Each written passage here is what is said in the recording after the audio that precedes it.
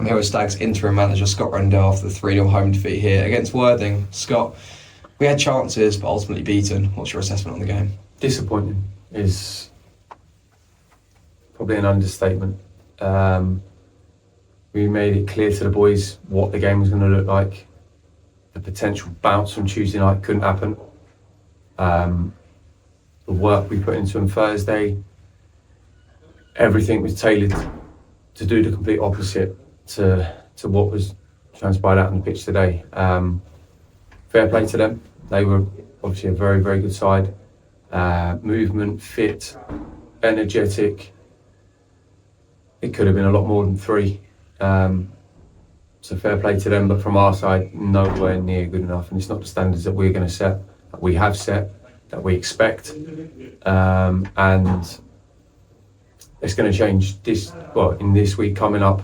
We've got a lot of work to go to put it right before Maidstone next weekend. Yeah, in that first half, it was a pretty open game in general. I mean, we had 2 good chances, you could say. I think we rued the missing them. 100%. Whether it made a bigger difference, who knows, because they were missed. But they're chances you need to score. Tony Lee, free header from 6-7 yards, whatever it was. They need to be in the back of the net. Vaughan Coval's one, should be in the back of the net. And it might be a different game then, because it's earlier on in the first half, we might have gone ahead and the game pans out differently. That's how tight football is.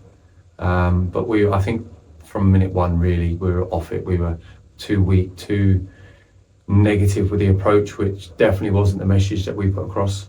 Very standoffish, completely different to Tuesday night, if you like. But yeah, we'll have to dust ourselves down very, very quickly. Lots of hard work, like I said, before we go to Maidstone on Saturday now. For you, what are the positives we can take from today? Obviously, getting more minutes in Christie's legs, Ralph's legs, trying to get them back from injury, and obviously bringing on young Dylan Andrews as well. So, what are the positives as well as those? I think that is the positive. That is the positive of the squad's not really going to change that much. We lost obviously Alfie Merritt today. He wasn't available due to Bournemouth connections, which that's fine. That's part of it. But how do we adapt to it was Luke Bennett's first game for God knows how many months since he's come back from his loan.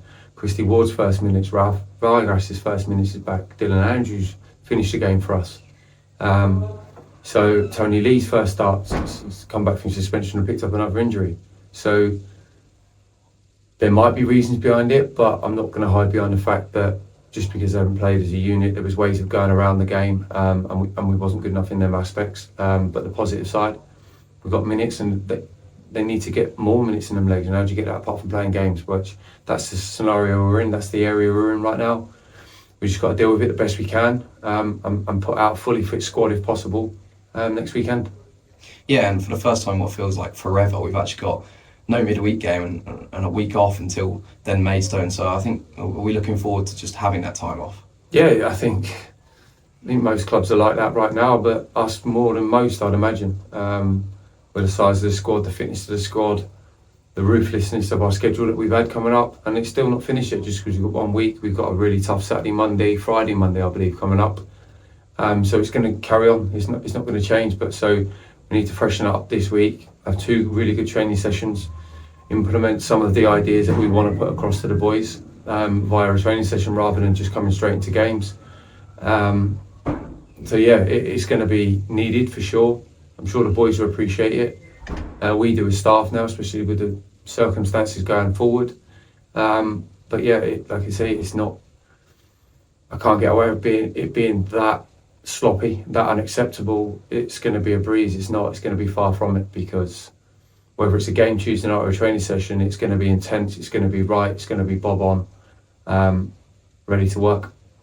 Yeah, and just on a personal note for you, just how did you find just your first real match day as like interim manager?